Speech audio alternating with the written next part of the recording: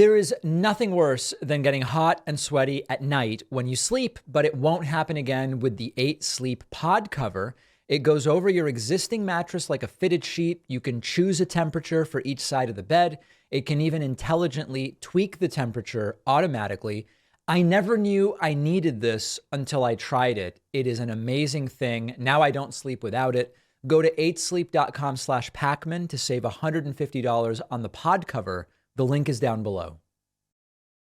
We're starting today with developments and follow-up on the situation in Gaza and Israel. And this is going to be a little bit of a different segment. I hope you'll bear with me and let's go through. And there's some structure to this, but there's a lot of things that are just sort of on my mind that we're going to talk about. So let me first just contextualize what we on the show have kind of been experiencing with the audience over the last week.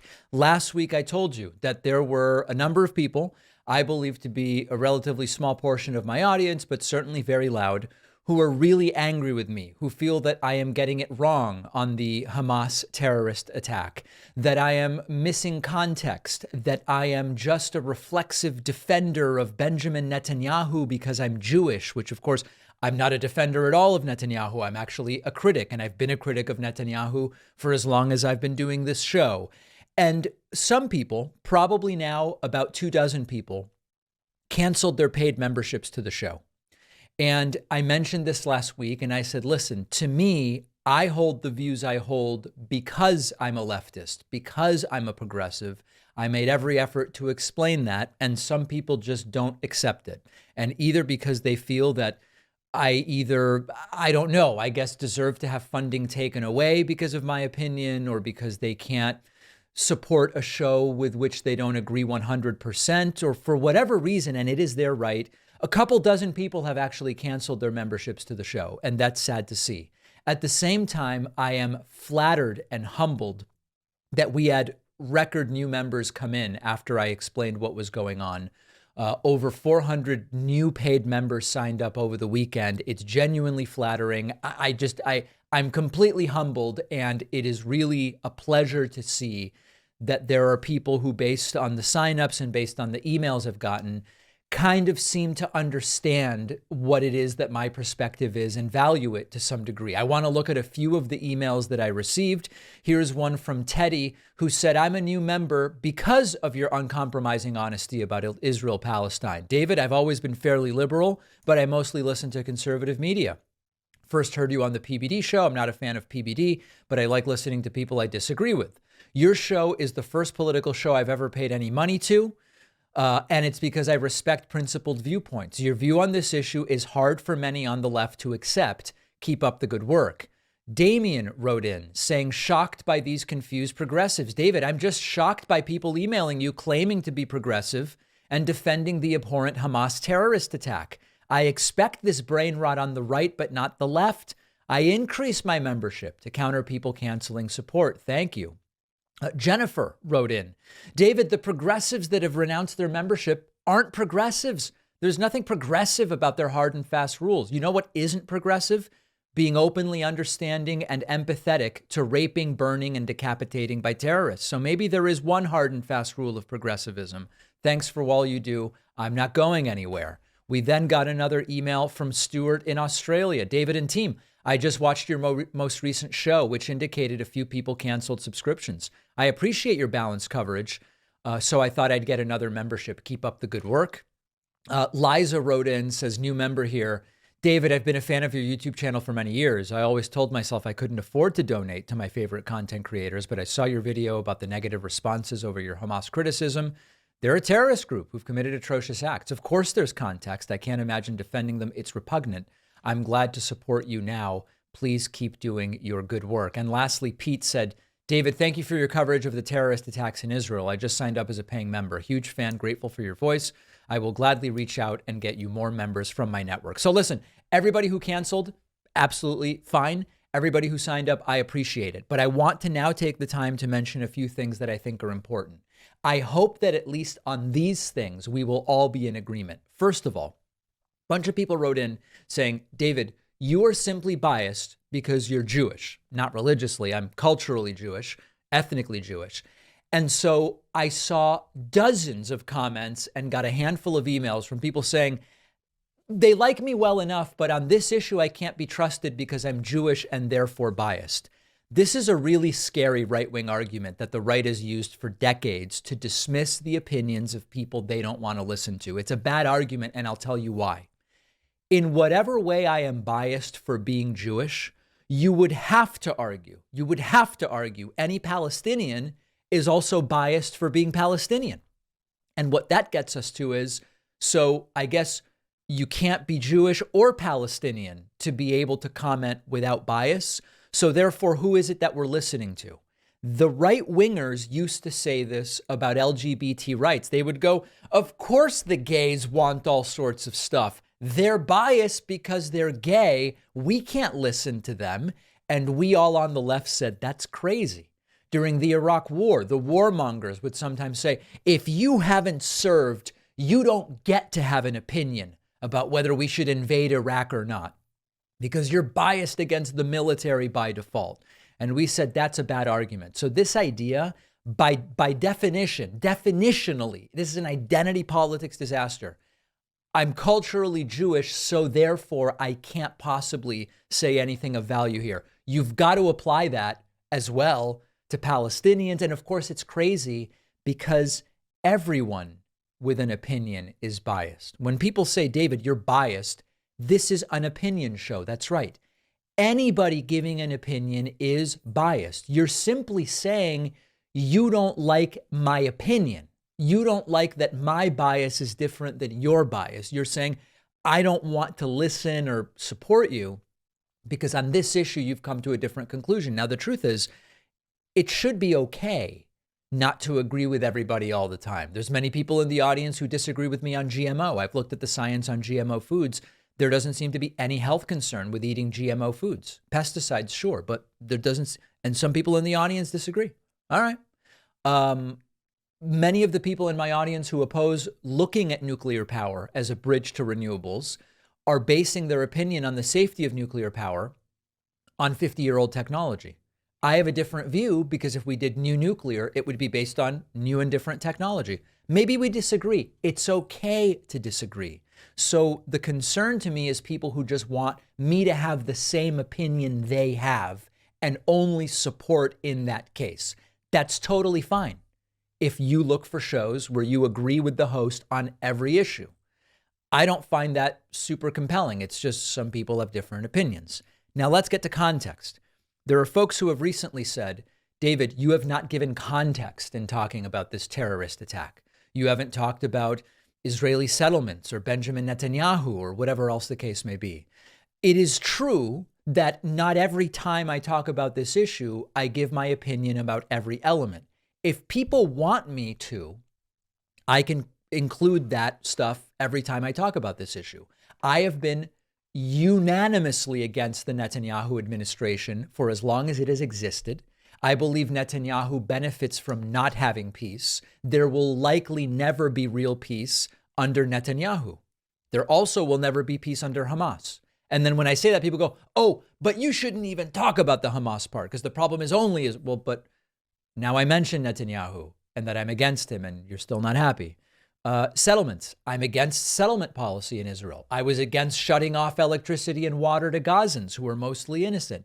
I can say this stuff every time, but what I find is when I give context, people don't like the context or find it insufficient. I could also argue that there are people writing to me who are also not considering context. I've had conversations with them where I go, you know, the worst time to get a good deal is when you're losing a war. And at this point, it can't be said that Hamas is winning this thing for Palestinians. And if you go back to the 1947 partition plan, it was a 50-50 divide of the land, which at this point would be a fantastic deal, I believe, for Palestinians. They rejected it in 47 because they believed Israel should not exist and should have zero land. And then you talk about the 2000 Camp David summit, and you talk about Bill Clinton's attempted negotiation and the rejection of all of these deals. That's part of the context as well. But David, you won't say that in 67 and 73, Israel stole more land. Well, that's missing context. Israel was attacked by Egypt and Syria in 67. And so they defended and were able to claim land in war as happens. Does that mean I love it? No. But to say that on a whim in 67, Israel said, let's take some land, isn't what happened. In 1973, Israel was attacked by Egypt and Syria, and Israel defended itself and made gains. So whenever people say there's missing context, you're also missing context that's relevant to understanding the history. And so at the end of the day, there's a movement from the left that I think is misguided, which is to say, this is super simple. This is a simple issue. And when people try to interject nuance and say, you really have to understand 47, 48 and 67 and 73 and the negotiations under, no, you're trying to defend Israel by making it seem complicated when really it's simple. Israel's bad, period. That is not the nuanced sort of thinking that I encourage. And if you don't like that, then this probably isn't the show for you. There are shows which just will tell you Israel's uniquely bad, period, and that's it. As far as the happenings over the last few days, the water was shut off. I was against that. It's back on thanks to Joe Biden. Reminds us of the importance of who we elect president. Do you believe that Trump would have pressured Israel to turn the Gazan water back on? No. Reminds us of the importance of who we elect here. There was this 24-hour warning given to Gazans to leave. Of course, leave to go where? They can go south, but obviously Egypt doesn't want them crossing the border either. So it was pretty wild situation. However, the 24 hours went by. As of this moment, there has not been this massive ground assault, which is good because I would be against that. But hundreds of thousands of Palestinians did move south, even though Hamas, completely disregarding their safety, said simply stay. And then very last thing, for the dozen or so people who emailed last night, Sunday night, and said, David, why haven't you talked about this thing that happened Saturday or this thing that happened Sunday? Again, I'm not avoiding this topic. We don't do shows on weekends. We're a Monday to Friday show, so we can cool it with the, you didn't talk about this thing from Saturday, so therefore it's because you're trying to obfuscate or hide it. So that's where we are right now. I am flattered to clearly have most of the audience with me. I'm humbled by 400 people who said, canceling David over this, that makes no sense. So I really appreciate that.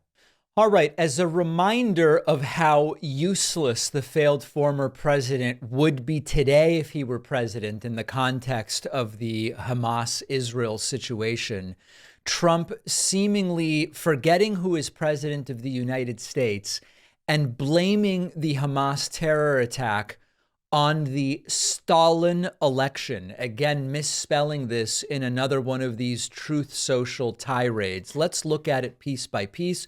This weekend was not exactly a cognitive beauty for the failed former president. Trump starting with the following all capital letters declaration on Truth Social. Truth Central. Quote, the attack on Israel would never have happened, zero chance, if the election of 2020 was not rigged and stolen. It shows the world how important elections are. Iran was broke and talking. Now they are rich and watching, waiting to make their move, and it will be a big one. How could crooked Joe Biden, the worst and most incompetent president in the history of the United States, allow this to happen? We went from the Abraham Accords and peace to unprecedented death and destruction. Nevertheless, this big and very dangerous problem is solvable.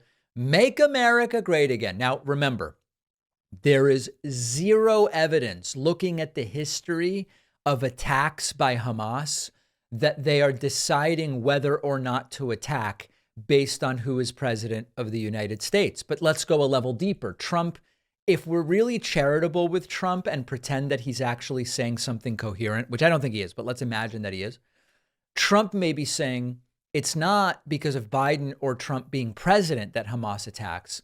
Hamas attacked based on the perceived strength of Iran, and Iran is now stronger thanks to Joe Biden. Of course, the reality, as we will explore in the next segment, is that Trump, if Iran is stronger because Trump bailed on the Iran nuclear deal, even though Iran was adhering to it, which opened the door for Iran to start doing nuclear research and emboldened Iran once again. Why would Iran comply with anything if Trump simply bails on the deal? So riddled with lies.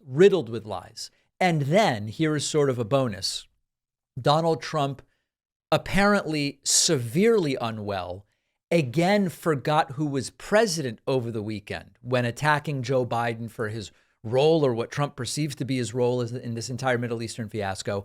And Brian Kilmeade had to correct Trump and remind Trump that it's Joe Biden who's president of the United States, not Barack Obama. Listen to this. Right, it's all coming through Iran, and Obama he doesn't want to talk about it. He doesn't even mention them in his statements. It's all coming through Iran. Well, you mean President Biden. Yeah, you mean President Biden. Again, if Joe Biden forgot who was president this regularly, Trump has now claimed that he ran against Barack Obama. Trump has now claimed that Barack Obama is president and making decisions. And the really whacked out thing about all of this is that conspiracy contingent of Trump's base who believes Barack Obama is still secretly the president, when Trump has a cognitive error like this, they see it as a signal that Trump is telling them Obama really is still the president. Trump just doesn't know what he's talking about. Trump's brain is gone. But the conspiracy theorists go, see, Obama is really in charge. That was Trump signaling it to us. As you can probably guess, not the best source of rational, insane information on the Israeli-Palestinian conflict is Donald Trump. After the break, we're going to talk about Jared Kushner's appearance with Lex Fridman, which, while far more articulate, was equally riddled with lies. That's coming up next. Stay with me. I do not like getting hot when I sleep, and scientific studies have shown us that when you lower your body temperature while sleeping, you can achieve better sleep and end up more refreshed the next day, which is why the pod cover by our sponsor 8 Sleep is one of the things in my house that I would not want to live without. This is super easy because the pod cover just goes on your mattress. You can set the entire thing to one temperature, or you can set one side to a different temperature than the other side if you have different preferences potentially, and it can also automatically adjust the temperature for best sleep based on your sleep cycles and the temperature of the room. And it covers the entire bed, unlike many of the competitors. You can go as low as 55 degrees, as high as 110. I just don't wake up hot and sweaty anymore. I wake up feeling rested. It's a great thing. You really don't fully appreciate it until you try it for yourself. I could not imagine sleeping without it. Go to 8sleep.com/Pakman to save $150 on the pod cover. The link is down below. Many of you wrote to me over the weekend saying, hey, David, did you see Jared Kushner's interview with podcaster Lex Fridman? I don't like Kushner, but he came off as so articulate and knowledgeable. It was actually shocking to see him discuss so many issues so eloquently and articulately with Lex Fridman. Well, I checked out the interview, and tell me if this is interesting or useful to you. We're going to go through this because when you look through these segments, these are segments during which Kushner is supposedly demonstrating his expertise. If you really think through what he says, you realize he's lying. He's just making things up. The expertise and the success of the record that he touts and all of this, it's just made up. So this is just one segment. I think the interview was several hours. Here's one segment where Lex Fridman and Jared Kushner talked about Biden versus Trump when it comes to the Middle East. That was the topic. Tell me if this is useful, okay? We're going to start going through this, and I'll tell you the areas in which Kushner, it sounds great, right? Super slick. It just so happens he's lying about everything. Let's take a listen. What has the current administration, the Biden administration, done different than the Trump administration, as you understand, that may have contributed to the events we saw this week? So all I can talk about are where we left them, right? We left them a place where they had tremendous momentum in the Middle East. I met with them during the transition and said, look, we even got the Qatar, Saudi conflict done, which... Okay, let's stop right there. We got the Qatar-Saudi conflict done. He just mentions it, and Lex Fridman nods. And by the way, I'm not criticizing Lex Fridman. It's really hard to deal with people who just tell 10 lies a minute. It's genuinely difficult, especially when they lie this confidently. Here's just an example, okay? Jared Kushner says we got the Qatar-Saudi conflict done. In January of 2021, right before Trump left office, the blockade against Qatar was lifted after the Gulf Cooperation Council summit resulted in sort of a reconciliation agreement. It was known as the Al-Ula Declaration. Now, Jared Kushner claimed a role in facilitating that resolution. The problems are we don't know whether he had a role, and it's really not that big of a deal. So here's the reality. It was a partial resolution of a very long time conflict. The U.S. was one of many parties involved in mediating. There were a ton of other countries involved. There's no evidence one way or the other that Jared Kushner actually had anything to do with it. It was a partial resolution of a conflict, which maybe Jared was partially involved in, but we don't actually have evidence. So he presents it as, hey, we got Qatar-Saudi conflict done. Did you? And was the conflict even resolved? Both answers appear to be probably not. Let's continue. Was a big, no peace between Israel and Saudi would have been possible without that. So we even got that done. Okay. No peace between Israel and Saudi Arabia would have been possible, and we even got that done. That's just made up. There is no peace deal between Israel and Saudi Arabia. The Abraham Accords included some normalization of relations, which is something Saudi Arabia had been interested in since long before Donald Trump was president, because Prince Mohammed bin Salman recognizes that would be a good thing for business and financially. Jared Kushner is just making stuff up. It's completely fabricated. No official deal was made. No peace deal was made. There was just a minor normalization of relations that Saudi Arabia was interested in. And Jared Kushner goes, we got Israeli-Saudi peace done. What on earth are you talking about? He's just making stuff up. In our lame duck period.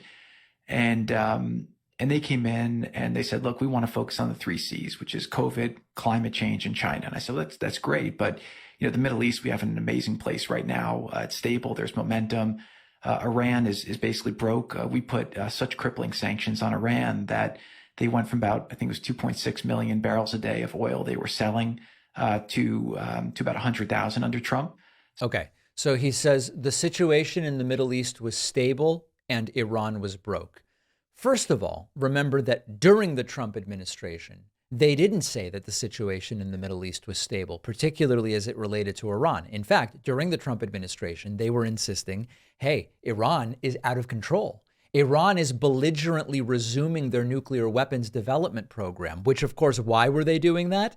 Because Trump canceled the Iran nuclear deal just because he didn't like it, even though Iran was abiding by the deal. Now suddenly everything was stable. He says Iran was broke. Is there a kernel of truth to Iran having economic problems? Yeah. Iran was very much not broke, vast resources, a better economy than many of the countries in the region, engaged in regional and international political and military activity, investing in their strategic roles and proxies in the region. So Iran, everything was stable and Iran was broke. Again, none of it is true. Everything he's saying is a lie. So their foreign currency reserves were basically depleted and they were broke. Same with the Palestinians. We stopped the funding to UNRWA, the UN agency, which is totally corrupt. It's we've put $10 billion in there over time. I did a poll in the Middle East, in Gaza, to say, okay, we've invested $10 billion here as a country. Are we popular? Mm-hmm. Right?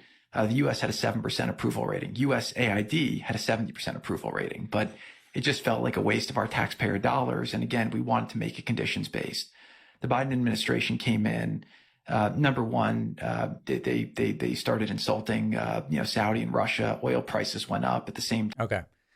Biden insulted Saudi and Russia, and so oil prices went up. I mean, this is just an absurd it's ridiculous on its face. It's just how do you even debunk that? It's just markets as complicated as oil markets were affected because Biden insulted someone. What they did was They stopped domestic production of oil. They disincentivized a lot of. Okay. So there's another lie. Biden stopped domestic production of oil. That is a lie.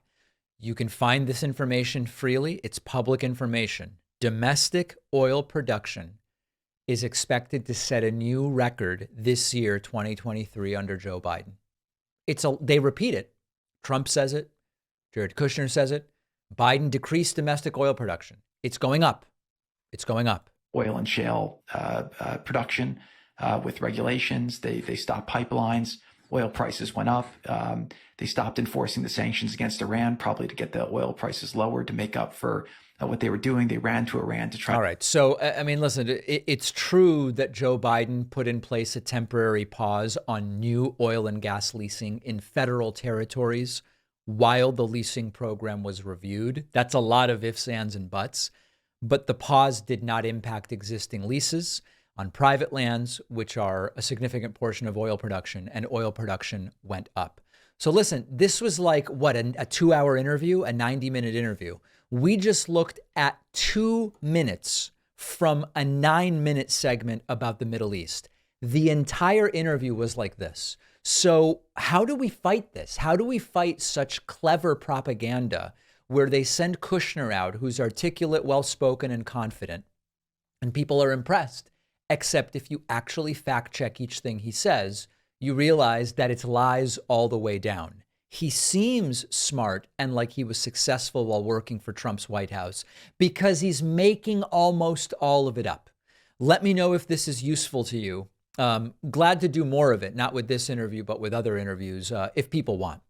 Things are really not going well for lying Republican indicted Congressman George Santos. George Santos is reportedly down to his last $23,000 and is now refunding donors more money than he is raising. This is unbelievable stuff.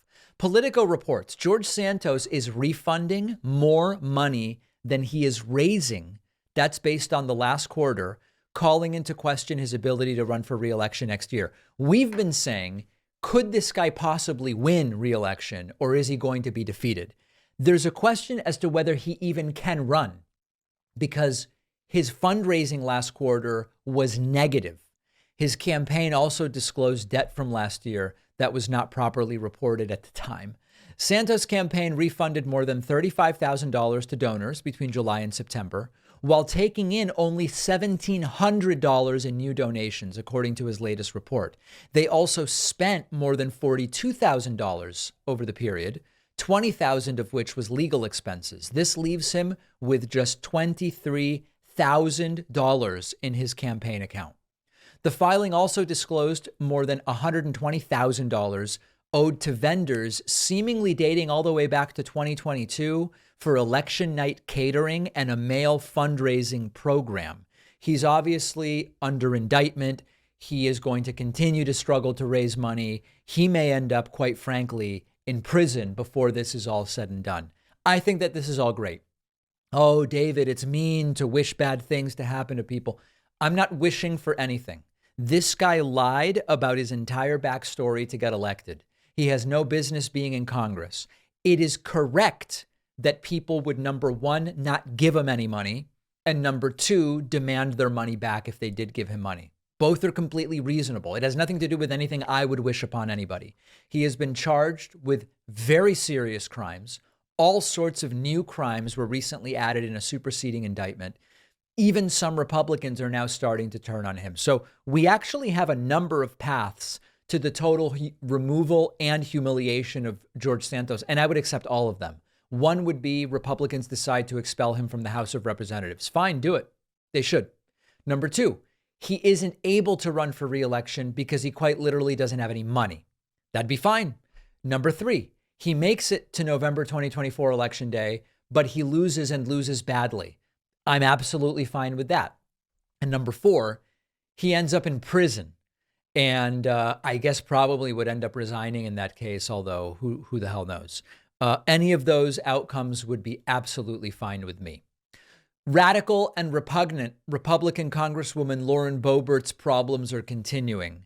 Remember when Lauren Boebert was involved in public sex acts at a performance of Beetlejuice with some dude she was dating who she said she is no longer seeing. It turns out that Lauren Boebert spent campaign funds at the bar where drag shows are done, owned by that very dude. I know this might be complicated, but maybe it's not. Politico reports Boebert spent campaign cash at Beetlejuice boyfriend's bar. The place is called Hooch, and it hosts drag shows. This was before she was thrown out of the theater during the Beetlejuice performance. The Colorado Congresswoman's campaign spent over $300 at Hooch Craft Cocktail Bar in Aspen, Colorado, according to her campaign finance filings. That is the bar co-owned by Quinn Gallagher. Quinn Gallagher is the guy who Lauren Boebert fondled in public at the infamous Beetlejuice performance from which she was thrown out. Now, remember, what's the interesting part here? There are two layers to this.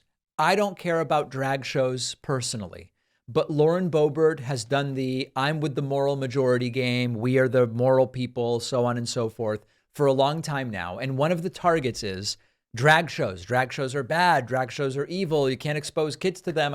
These people that support drag shows are bad people. Well, she dated a guy whose bar ran drag shows, but just as importantly, she funded the bar that runs drag shows to the tune of more than $300, but it's actually her donors who did it. She used the campaign money. What's brilliant about this is that she has support from people who hate drag shows, and then she spent some of the donations from those people who hate drag shows at a bar that does drag shows, which are supposedly bad. So my general perspective on this is standard MAGA Trumpism, completely unfazed by blatant hypocrisy and inconsistency. They wallow in this cesspool of hypocrisy and double standards.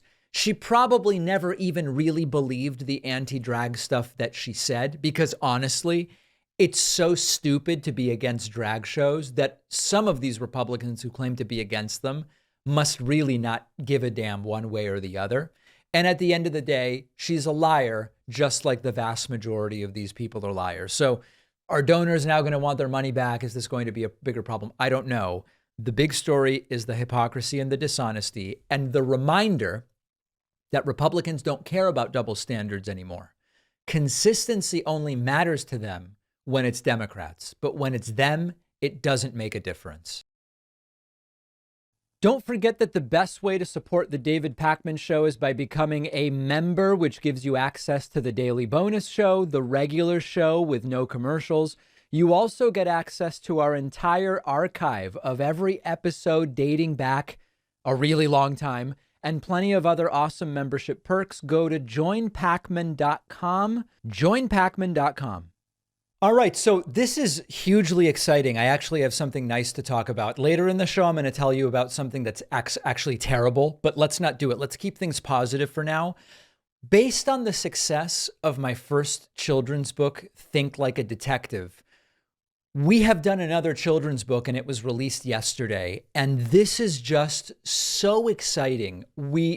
I've been talking about the lack of teaching kids critical thinking skills in the United States for a very long time. And I decided to do something about it. So we wrote this book, Think Like a Detective. It's part of the Adventures in Thinking series. And my thought was, listen, I don't know what I'm doing, right? I did everything wrong and wrote a book. And if we sell 500 copies, it would be a major success. We've sold over 13,500 copies of this book. Parents buying it for their kids, teachers buying it for classrooms, folks donating to local libraries, etc., available in paperback, in Kindle, in English, and in Spanish. Just unbelievable.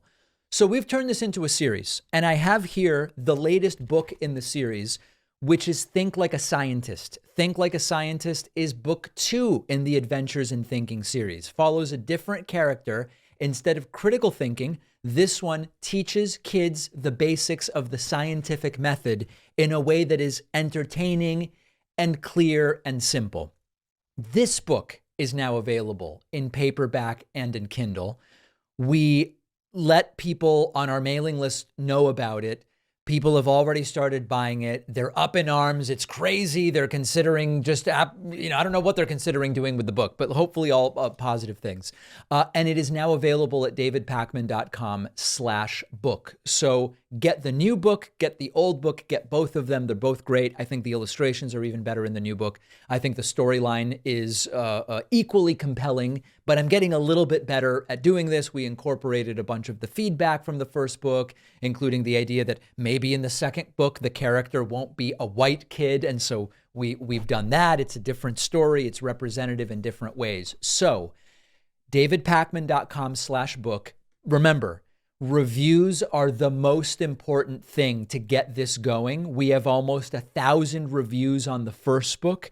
Make sure to review the second book. If you don't want to buy off of Amazon, you can also get the books on Barnes & Noble in both digital and paperback form. Just search my name when you go to Barnes & Noble. But davidpakman.com/book will get you to the Amazon listings.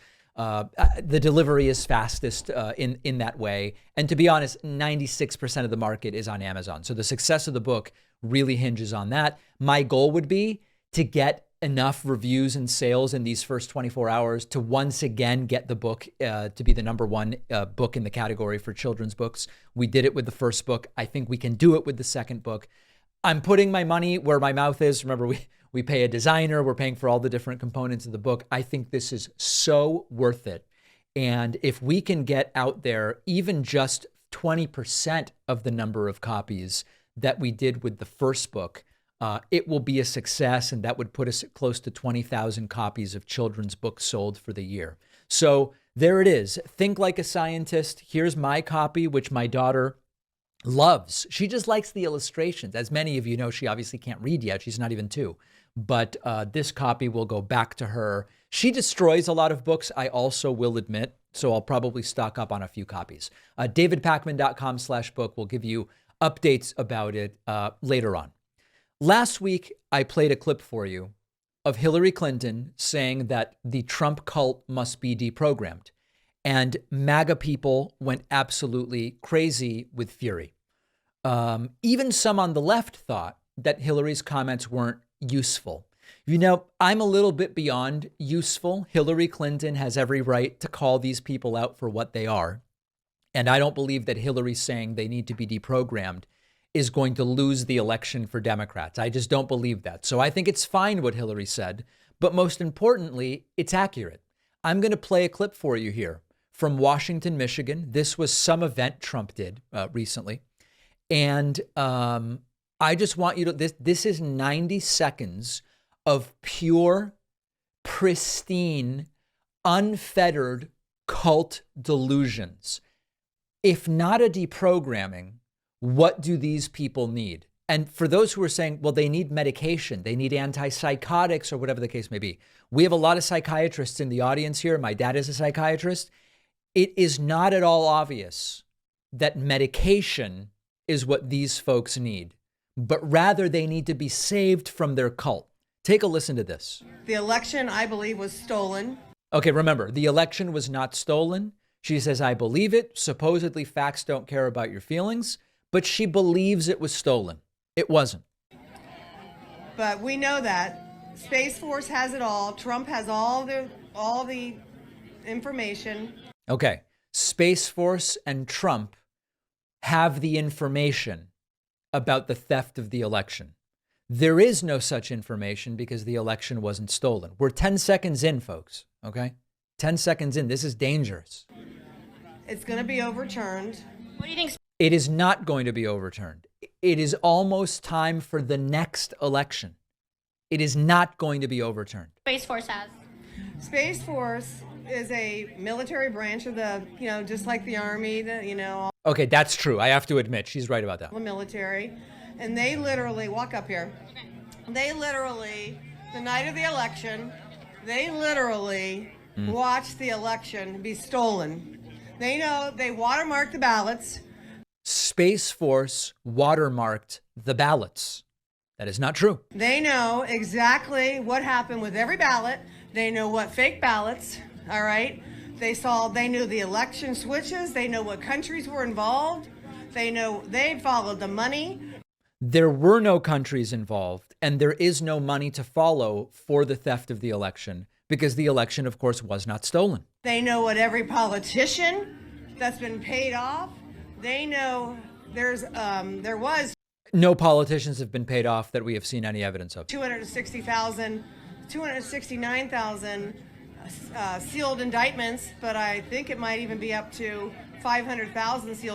There are not 500,000 sealed indictments for people who participated in the fraud.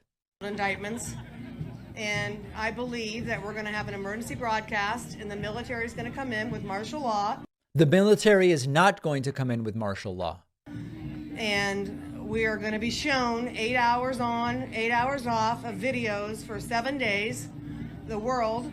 And they're going to be showing us taped tribunals, taped confessions, and the world is going to be awakened to what's really going on.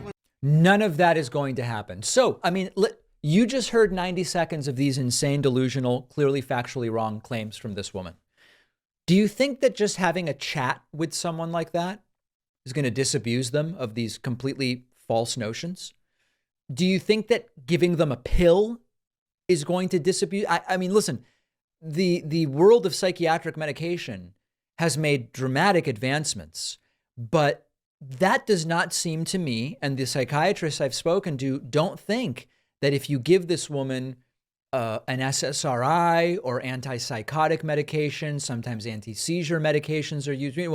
There's not a pill that's going to fix this. So what is needed? Is talk therapy going to do it? It really must be thought of through the lens of a cult deprogramming. And that's a scary thing to understand, because think about what we are going to have in November of 2024. It's not we are all going to choose the next president, right? I'm voting in New York. My vote is not going to make a damn difference. The people that are going to choose the next president are a few 100,000 people in 4 or 5 critical swing states. Folks like this are going to choose the next president. And so we need a cult deprogramming, but mostly we need to remember staying home is not a good option. Every single one of us who thinks that woman voting is dangerous because of who she would pick needs to make sure that we're voting to cancel out the votes of people like that. Hillary Clinton was right. We do need a cult deprogramming, but we also need to make sure we vote. If you value what we do at the David Pakman Show, remember to support us on Patreon.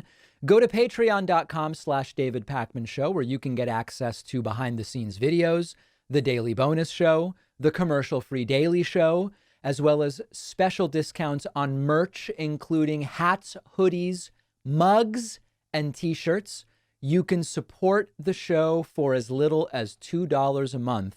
Check it out at patreon.com/David Pakman Show. Well, it pains me to say this. This is no April Fool's joke. This is not a game. This is very real. Our YouTube channel, as we approach 2 million subscribers, is now just one strike away from being completely shut down, period, and us getting kicked off of YouTube. What? Let me explain what's going on. We cover debates of all kinds. I believe that covering debates is a public service. I believe that when we cover debates hosted by other channels, we are covering them under fair use, meaning that we are adding commentary, they are educational in nature, we are transforming the content by adding our views and those of the audience. But Fox News doesn't feel that way. And Fox News now has us one copyright strike away from the end of the YouTube channel. Last week, I told you that Fox News hit us with one copyright strike over the coverage of one of their Republican primary debates. We then took down the videos of the other debate that we covered to try to protect ourselves. But needless to say, as we are now putting up on the screen, Fox News has now hit us with multiple additional copyright strikes, one strike, multiple videos for that other debate. We now have 2 out of the maximum 3 allowed copyright strikes. And if we get one more, the channel will be shut down. And at that point, I genuinely don't know what happens. I don't know that it's a good idea to email the person at Fox News in charge of copyright strikes. It might be counterproductive. It might anger them. So I'm not even suggesting that we do that. This has never happened to us. In the 14-year history of the channel, we have never had 2 strikes at the same time and been 1 strike away from cancellation. I contacted YouTube and they said, this is what it is. You can counter the claim and say, hey, this was fair use. Fox News may disagree and they may sue you and take you to court, at which point you need a lawyer. They are coming after our live streaming. They are coming after so many of our features that are now in jeopardy. Now, I'm fighting it as much as I can, but to some degree, we are limited in what we can do. Fox News has expensive lawyers, right? The people that get brought in when Tucker Carlson says things that get them sued, or when they rebroadcast lies about the election being stolen and they get sued, those are the lawyers Fox News has. We don't have that. We don't have any lawyers, quite frankly. I hope that we don't end up needing lawyers. It's not 100% clear. If we do, it's going to be very expensive. So we probably can't live stream until at least one of these strikes is resolved, if that happens, because we can't risk that 3rd strike would just take us out. That's it. 2 million subscribers almost. Where are we at exactly? 1.94 million. And we could lose the entire channel. So the only things I can think of, and this is big corporate media, quite literally silencing independent progressive media. It's not an amorphous, ethereal thing out in the ether somewhere. They're doing it to us. They're doing it to us. So please subscribe to the channel. That's free. And my instinct is the bigger the channel is, the more noise we can get YouTube to make if they do hit us with one more strike and shut us down. So it costs nothing to subscribe on YouTube. We know there's more than 5 million people out there who watch the clips but don't subscribe. Consider just hitting the subscribe button. It costs nothing. And indeed, if we do lose the channel or get sued by Fox and then need to go to court, either way, it's going to be destructive to our revenue sources. So I would love it if you grabbed a membership on my website. It's really cheap. We set up this code FFOX. I think people know what that means. FFOX. So it's like Fox with 2 F's at the beginning. You go to joinpakman.com. You hit the sign up button, and pay full price or not, doesn't make a difference. But those are the 2 things I can think of that you could do to help. 1 strike away. Think of the insanity. We are approaching a milestone of subscribers reached only by 2 other independent progressive channels, TYT and Brian Tyler Cohen, about to join some incredible company. And at the same time, we may not make it if we get another strike and get completely shut down. We're doing everything we can think of. Hopefully it won't get to lawyers, but please do hit that subscribe button. And consider getting a membership at joinpakman.com. Coupon code is FFOX. A visibly confused Donald Trump's brain glitched very, very, very badly, where Trump read off of his teleprompter, which he supposedly doesn't use. Remember, Obama was bad for using a teleprompter. Trump read off of his teleprompter that Republicans eat their young. Now, what was actually on the teleprompter is that Republicans eat their own. The context was the speakership and Republicans going after each other and so on and so forth. Here is Trump visibly confused and saying Republicans eat their young, which is, with all of their supposed pro-life, anti-abortion views, it's a strange thing to put on his prompter. But remember, Republicans eat their young. They really do. They eat their young. Terrible statement, but it's true. It's a terrible thing to say. But it is true that they are out there eating babies. I thought it was Hillary who ate the babies or something along those lines. Anyway, this is part of this broader deranged rant in which Trump bemoans that there are some Republicans like William Barr and Mitt Romney and Paul Ryan who are conspiring to hurt Trump and nobody's loyal and so on and so forth. Take a listen to this. That are losing by 57 to 70 points are getting together with Rhino Paul Ryan Paul. Mitt the loser Romney, Bill no guts or no talent Barr, and some broken political investors that will soon come to me, as most others already have. These failed candidates should have started by campaigning effectively, Right. which they didn't because they really don't have the skill or the talent to do so. Romney, who today couldn't get elected dog catcher in the great state of Utah, Like a dog. should have beaten an absolutely failed first-term Obama. Should have beaten him very easily. If he and Rhino Paul fought as hard against Obama as they do against President Donald J. Trump, Right. they would never have lost. They would have beaten Obama. But remember, Republicans eat their young. They really do. They eat their young. Terrible statement, but it's true. And that's the problem with so many in our party. They just don't have the loyalty and the strength to stick together. They go after people who are on their side rather than the radical left Democrats that are destroying our country. These people are losers, and the Republican nation must stop following their failed ideas and policies. Yeah. So Republicans, as far as I knew, were not eating their young, but there does seem to be a schism growing within the Republican Party. I did not cover the speaker's race today because it's still not totally clear what it is that is going to happen necessarily. But it seems increasingly as though Republicans are not united. And on the bonus show, we are going to talk about how Hakeem Jeffries, Democratic congressman, is talking now about what they're calling a bipartisan speakership. What he means, we will discuss. So Trump, visibly confused, struggling to read off of the very prompter that he said Obama was bad for using, but correctly assessing there is discontent within the Republican Party.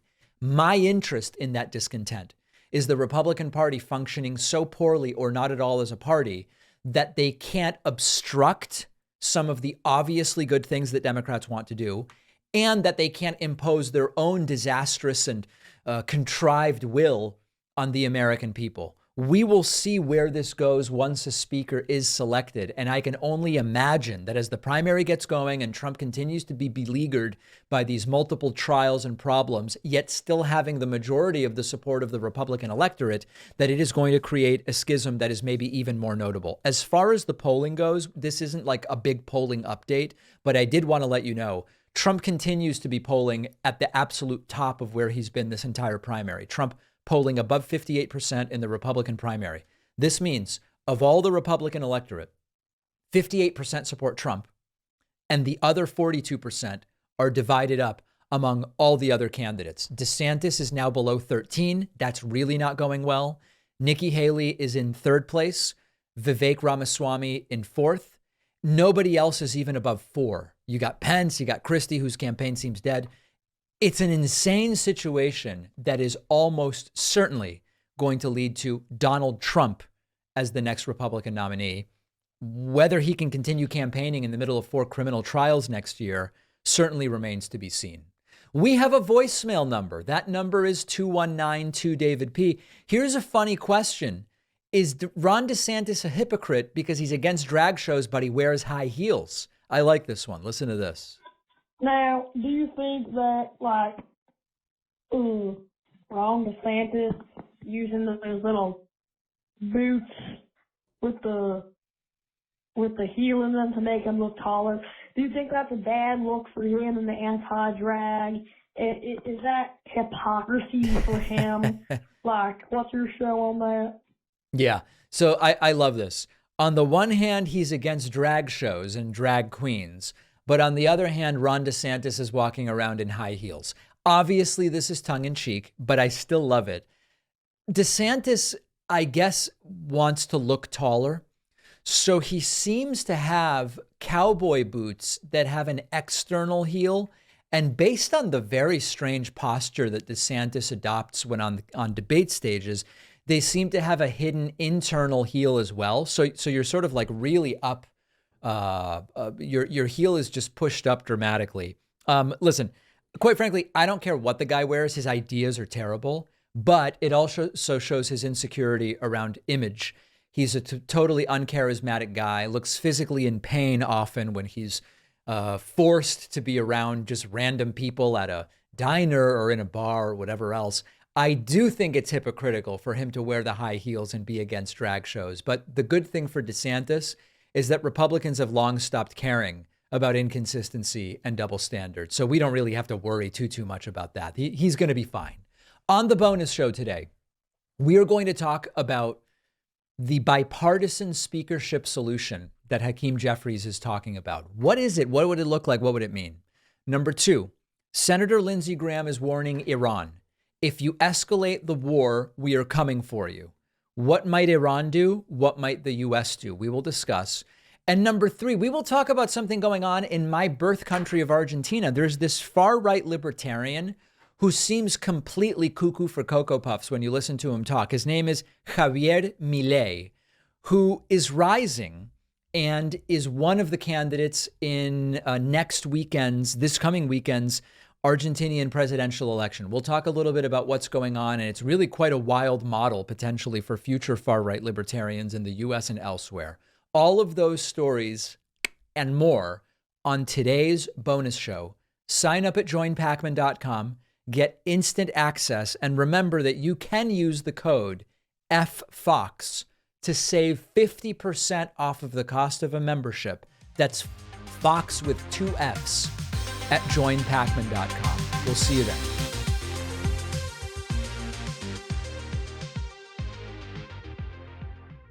Thanks a lot for watching today's show. I just want to take a second to tell you about today's sponsors.